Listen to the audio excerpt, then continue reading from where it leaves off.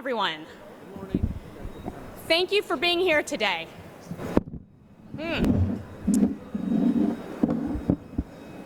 So my name is Syra Draper, and I'm the state representative for House District 90 in Atlanta and DeKalb County.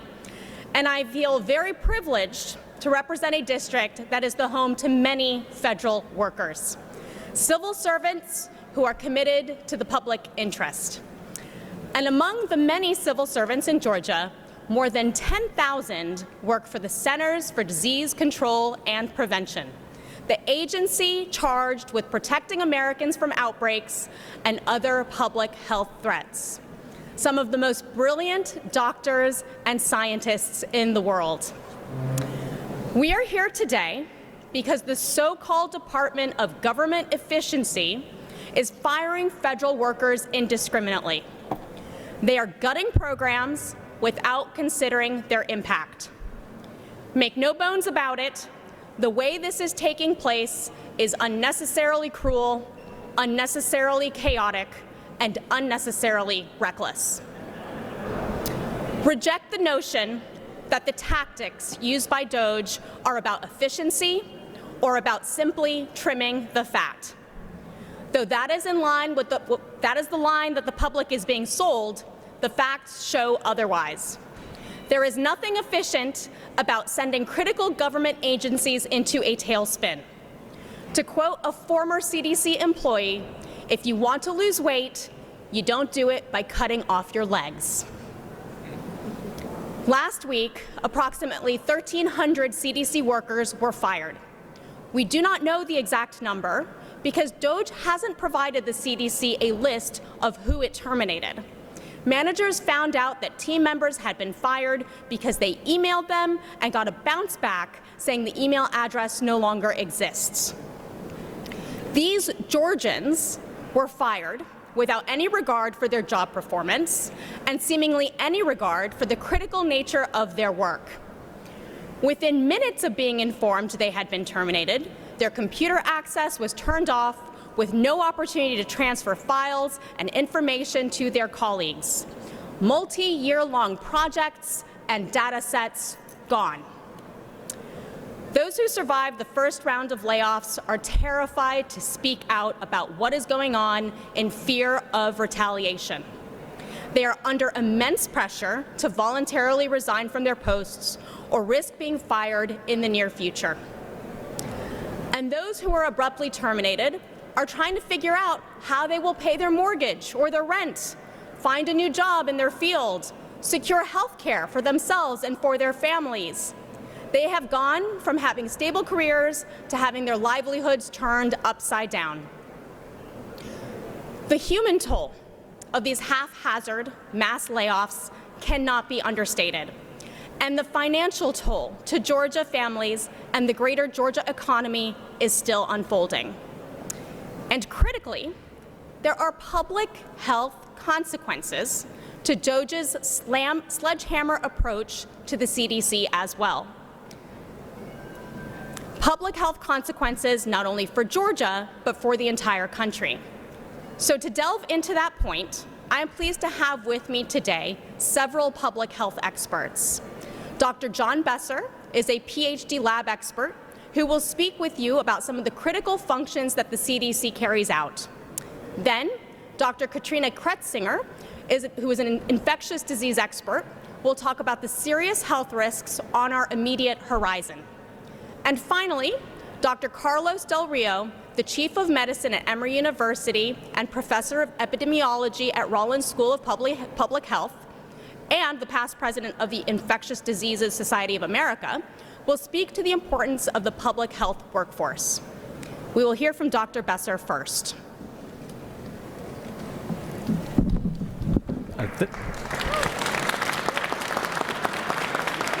Thank you, Representative Draper, and thank all of you for coming. Apparently love CDC as much as I do. So my name is John Besser, and I retired from CDC, where I worked for 10 years. But I spent 35 years in the field of health and public health, and I'd like to take my couple of minutes to tell you about what CDC means to me and to our nation and to the world. And for me, it wasn't just a job where I made a living. It was more of a mission. I got to get up every day and go to work for this very simple goal of making our world a safer and healthier place. And I could have gotten a job in the private sector for much higher pay, but I chose CDC because of the mission, like so many of my colleagues there. The work at CDC goes on quietly. Prevention is a quiet activity unless it's not there.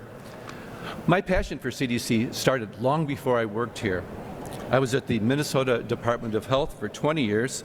There we viewed CDC as the mothership, that's what we called it, and we turned to CDC for training, for leadership, for support, for experts. Whatever terrible public health crisis we were dealing with, there was somebody at CDC who was an expert on that. When we had young people dying mysteriously after routine knee surgery, CDC was there. When we had workers at a meat processing plant with sudden paralysis, CDC was there to help us. And outbreaks of polio, tuberculosis, botulism, Legionnaire's disease, hemolytic uremic syndrome in children, even cases of Ebola, CDC worked with us nights and weekends to make our state and the world a healthier place.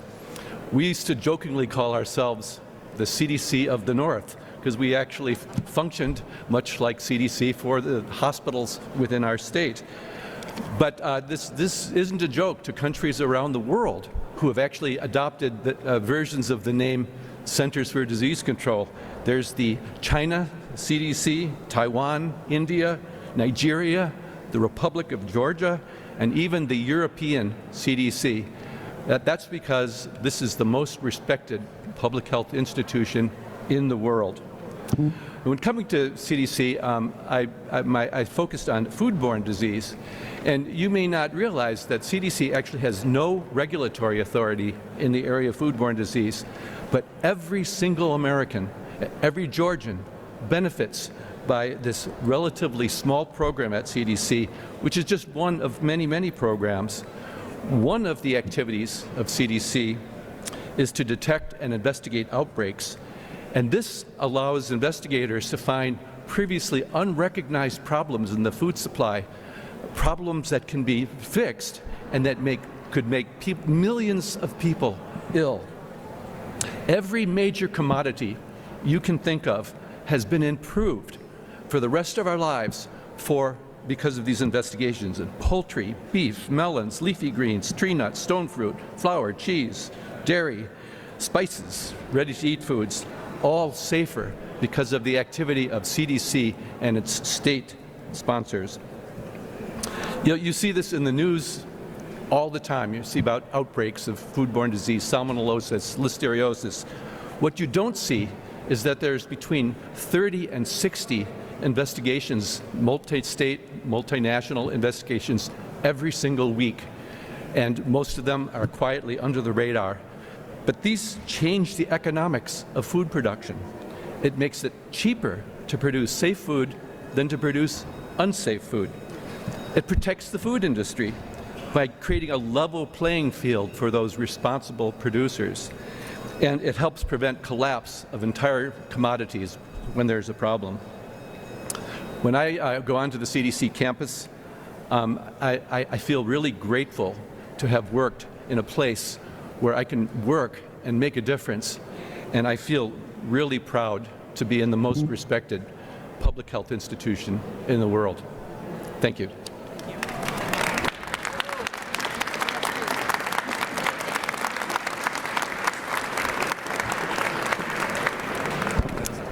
Thank you so much, John, for your comments. And thank you for the invitation to speak today. In my talk, I'd just like to highlight some other health risks that are currently very real for Georgia and which will be amplified by reducing staff and funding to CDC. I'll be doing this by discussing two diseases, measles and influenza. Control of both of these diseases rely critically on data sharing and cooperation at many levels of government and with the international community. 70% of CDC funds go to support state and local public health, where disease information, surveillance data are actually collected. CDC staff work very closely with state and local colleagues to analyze trends across states. CDC also supports global partners. In the past, CDC has supported a global network of more than 700 measles labs. These labs determine what strains are circulating. In addition, detection and control of flu relies heavily on the funding and expertise of CDC's laboratories and networks. So I'd like to pivot to measles now. That's a disease which is especially dangerous in infants and in people with weak immune systems. Measles is not just a rash. It can cause blindness and deafness, pneumonia, brain infections, and even death. It is estimated that in 2023, more than 100,000 people died of measles. Furthermore, 1 in 5 persons with measles needs to be hospitalized. Measles is one of the most contagious diseases known to humans, and it spreads very, very rapidly. Vaccination rates need to be very high to keep measles from spreading.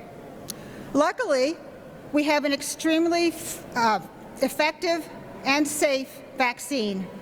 This vaccine has been used for more than 50 years and has saved more than 90 million lives globally. But it works only if people actually receive it. The rate of vaccination in Georgia is too low to fully protect the spread of measles. In order to contain measles and to protect children, we need to investigate outbreaks, do lab testing and typing, and to analyze the data to understand the risks and to prevent the ongoing spread of disease. Most measles cases in the United States spread from Americans who travel overseas and who return infected. More than 50 countries currently have large outbreaks. Cooperating closely with the international community is critical for measles control. Both travelers and public health workers need to know about the places where there's a risk for measles. You may be aware that there's currently a measles outbreak in western Texas, with 58 confirmed cases to date, doubling in just this past week. The cases are in people who are unvaccinated or who have unknown vaccination status, and 13 have been hospitalized. Currently, the source of the infection in Texas is unknown. And there's also a risk for measles outbreaks in Georgia through international importation or spread from other cases in the United States. Measles outbreaks are costly, not only in terms of the health effects for the individual, but in terms of public health response, hospitalization, and the time spent caring for children and remaining isolated. They can cost up to $30,000 or even up to $80,000 per each case. The point I wanted to make here is that measles anywhere is a threat everywhere, and control of measles, detection, prevention, depends critically on having a public health workforce, such as the one at CDC, to carefully monitor the trends and intervene in an appropriate and timely manner. But some of the staff that need to do the needed testing investigation have been let go at CDC. Funding to global partners has been slashed. Communication with critical global partners, such as WHO, is now blocked. Resources as simple as test kits for confirming measles cases are no longer available at reference laboratories around the world, and the reduced ability to detect outbreaks can and will affect Georgia and the United States. Consequently, at this point, we're driving blind. Without adequate resources to detect, prevent, and contain outbreaks, measles can spread and multiply in this state, in Georgia.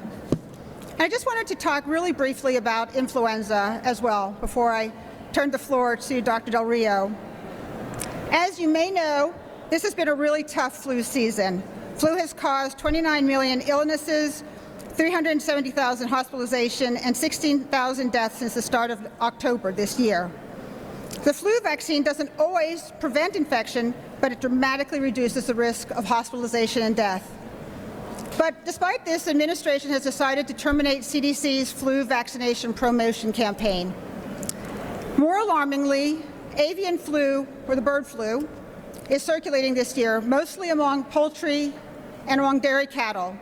There have been 70 confirmed human cases through transmission from animals, and the unsettling possibility that the virus will change in ways that make it easier to spread to people. We should be looking harder for this, but we are not. Many of the usual warnings and communications alert from CDC have gone dark or are delayed. So in conclusion, I would just like to say that beyond these two specific examples, it is really important to remember, as John just mentioned, that the impact of the preventive work that CDC does is invisible until it's not, and should not be taken for granted. Georgians do not live in fear from polio or smallpox.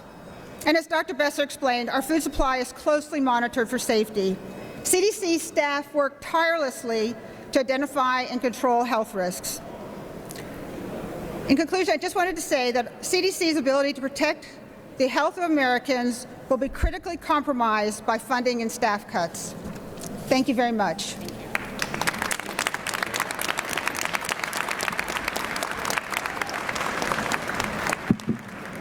Thank you and good morning, everyone.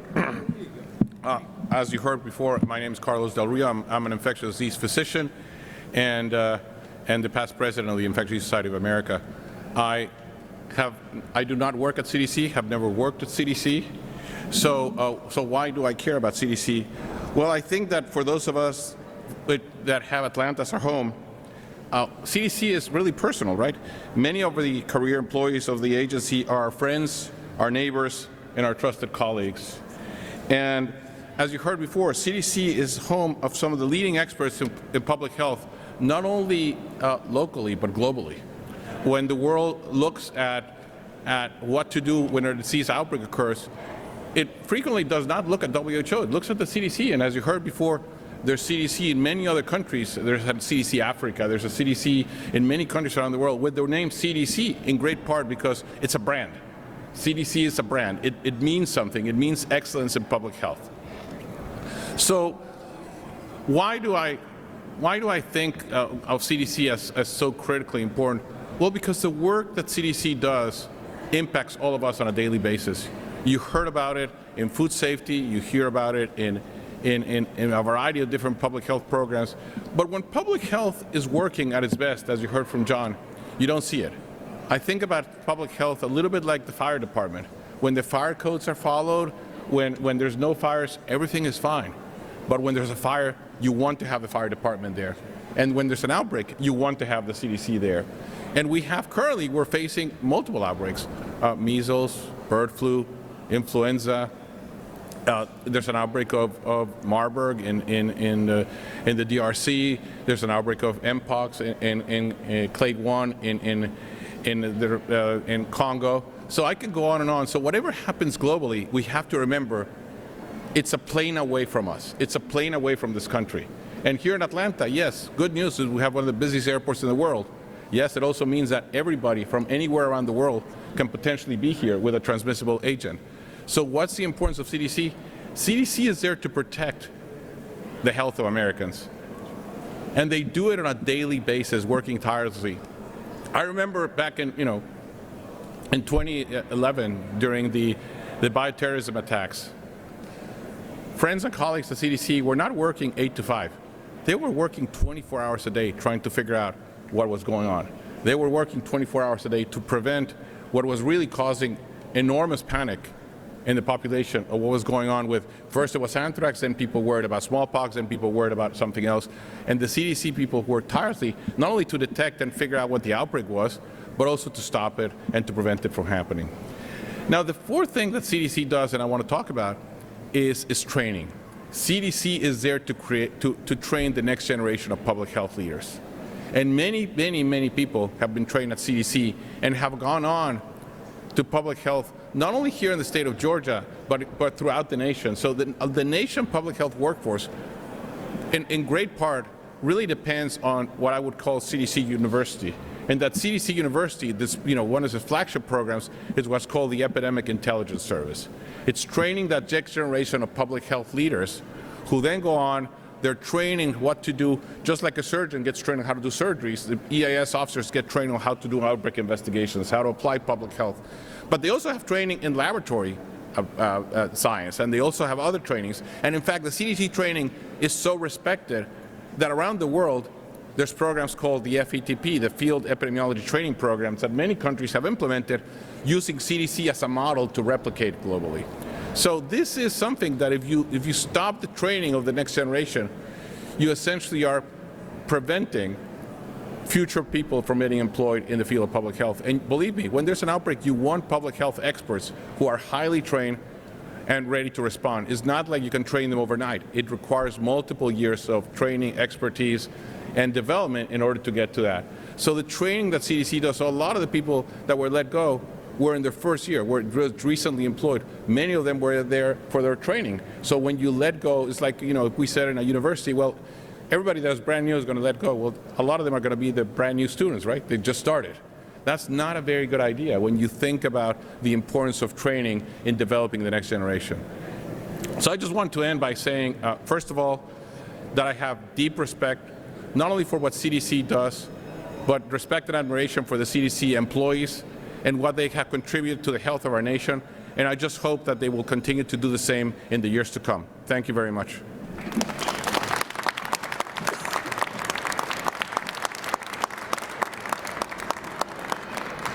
Thank you, Dr. Del Rio, and thank you to all the presenters. I hope the point that we are making to the public is crystal clear.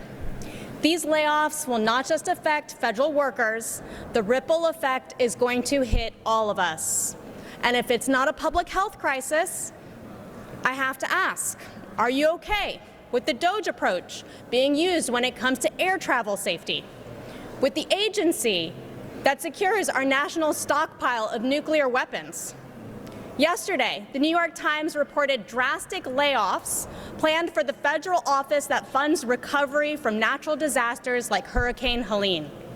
These cuts could slow down the distribution of recovery money to rural Georgians. What more has to go wrong, or who specifically has to be harmed, for our leaders here in Georgia to wake up and demand a stop to the chaos?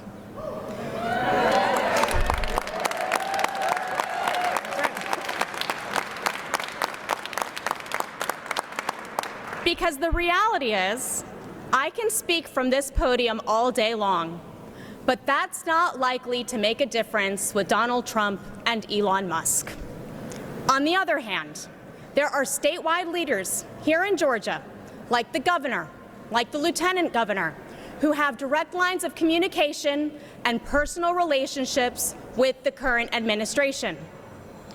What we are asking them to do is put partisanship aside, put politics aside, and maybe even set their fears aside, and stand up and speak out for the Georgians that need their support right now.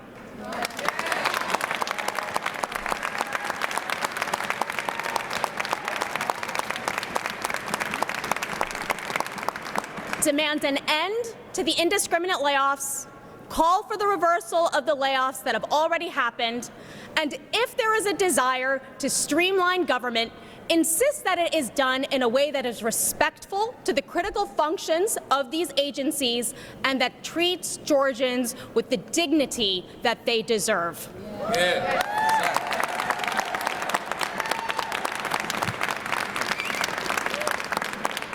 Thank you. So at this time, I'd like to open it up to any questions from the press of myself or our speakers.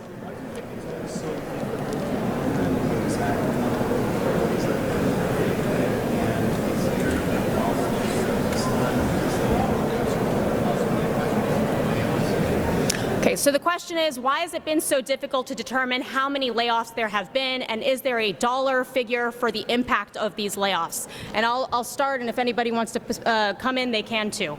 So we touched on this a little bit.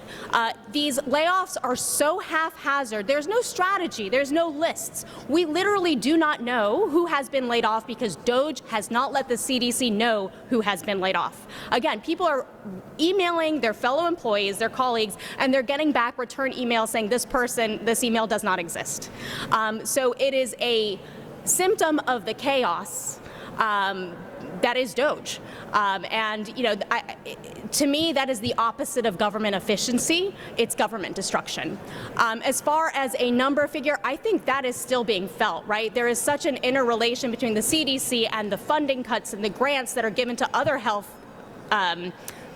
departments locally here in Georgia. So as grants are being cut off to the CDC and being cut off to universities, they're being cut off downstream. That's certainly going to have an impact with the services that these grants provide. It's going to have an impact on the people who are hired, the contractors who are hired.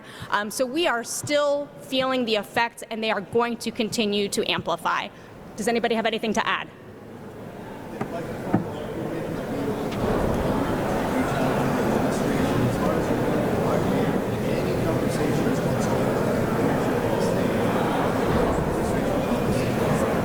So the question is, have there been any conversations with the leaders of this state about what is going on here in Georgia? I am unaware at this time of any conversations that have been gone on. The only public, so I'll just say, from my friends on the other side of the aisle, the silence has been deafening. I mean, what we need in this moment in time, as things are getting more extreme, is a coalition of people from all parties, from all parts of the state, to come together and say, no, this is enough. Because right now it's impacting folks in Atlanta at the CDC, but it is going to hit other people. I gave the example of the office that is giving recovery aid to parts of rural Georgia. So it is going to affect other parts of Georgia, and we need people, the leaders of this state, who have asked the people of Georgia to trust them with leadership, to stand up and say something. Now, as far as the governor, the only thing I've heard him say on this issue is that sometimes government can do a little bit of right-sizing. And I would submit to you that is as callous as it is wrong. There is nothing right about the lack of strategy with which these layoffs are being done and the dysfunction that it is causing. So I would like to see something different from our governor, and a recognition that these are Georgians who depend on him for his leadership, and we're going to ask that he give us that leadership now.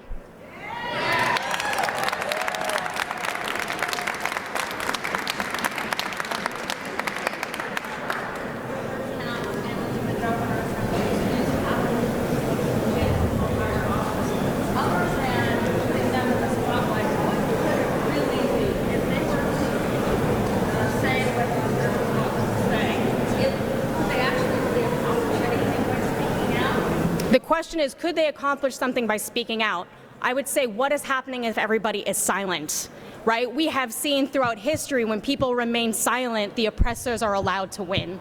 So again, we have to have a coalition of people that band together, that stand up, that say they're going to be brave. And absolutely, with this administration, there is a risk of retaliation, right? I think that is why people are being silent. But we certainly have a bunch of people here in this building who are running for higher office, that want to run to represent Georgia statewide. I think this is an opportunity for them to lead in protecting Georgians.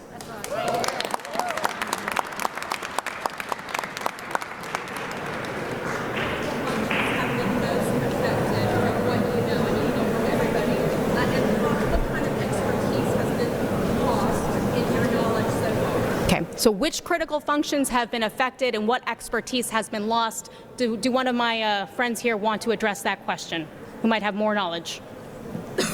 I think the cuts have been across the board because they've been haphazard, as Representative Draper said. So I think at this point, since we don't know exactly where the cuts happened, we couldn't say what functions. I do know of one. You've all heard about the disease detectives, and they were reinstated because of the public outcry.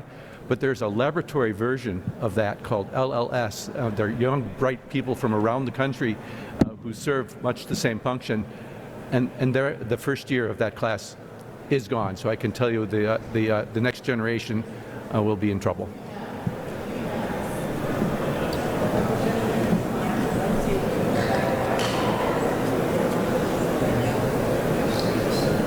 I'm sorry, I can't hear you.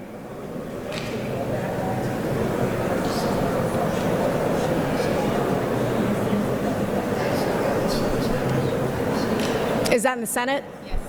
Okay, so I haven't read that piece of legislation yet.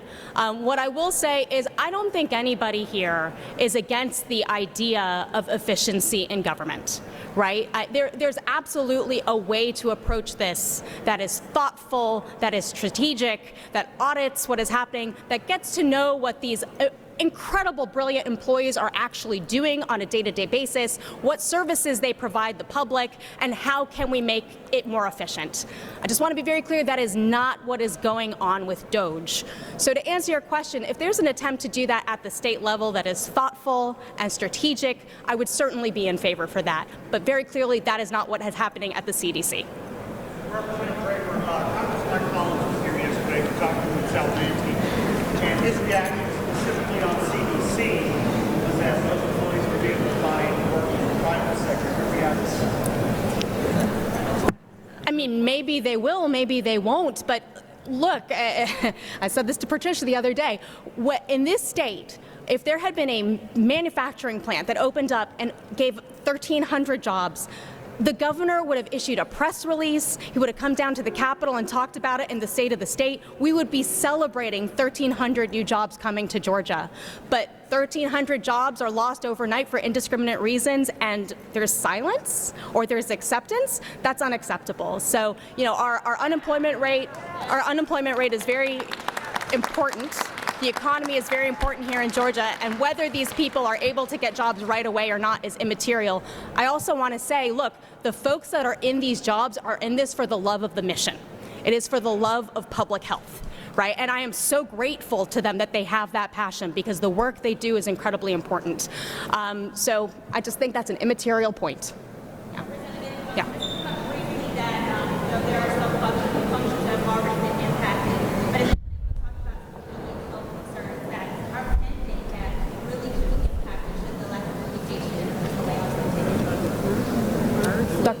the bird flu, H1N1, but would one of you like to speak to that?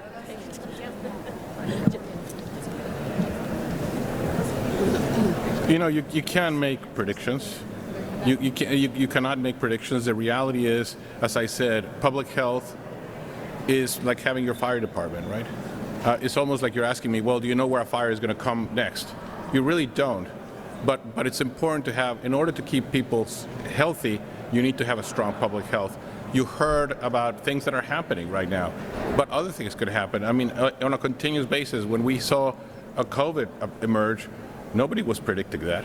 So I think one of the things that public health does, and is getting probably technical, is something called surveillance. It's continuously looking at what's happening. And one of the things that happened as a result of COVID is something called wastewater surveillance.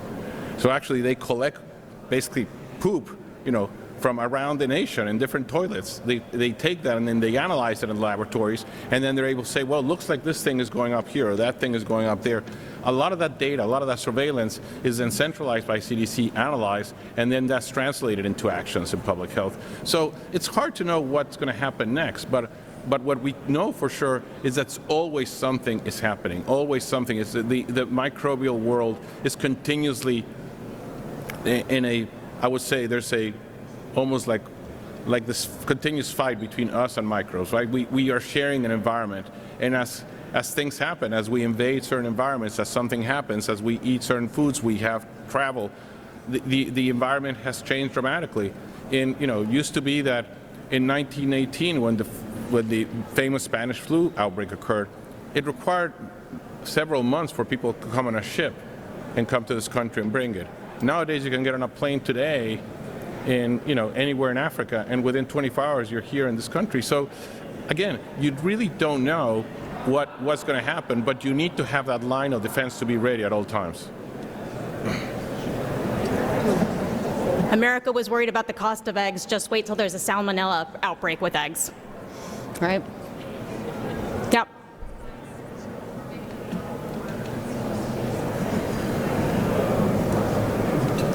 Yeah, so there's a comment about what Senator Representative McCormick said yesterday with respect to CDC jobs being replaced by AI, I would just echo the response that he got from his own constituents. Did you have something to add? I use AI a lot, and I'm very fond of it. I can't think of a single job at CDC that would be replaced by AI. I can think of a lot of jobs where it would be a help, but I don't know of any jobs that can be replaced by it.